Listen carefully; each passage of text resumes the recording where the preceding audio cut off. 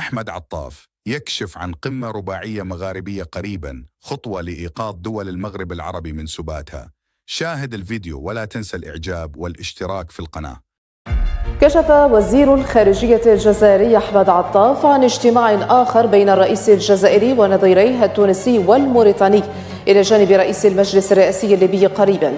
عطاف خلال مؤتمر صحفي عقده في الجزائر العاصمة الثلاثاء أكد أن الاتحاد المغاربي في غيبوبة وليس له أي نشاط ولا حتى أمينا عام بصلاحياته، وأن الرئيس الجزائري أثار ملف الاتحاد المغاربي مع جميع قادة المنطقة الذين زاروا الجزائر السنة الماضية.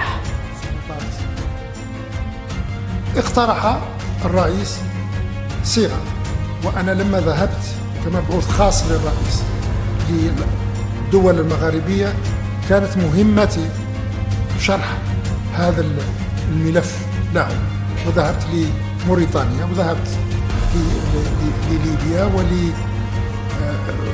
ولتونس.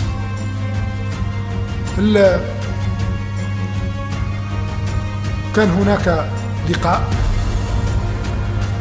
على هامش مؤتمر الغاز في الجزائر،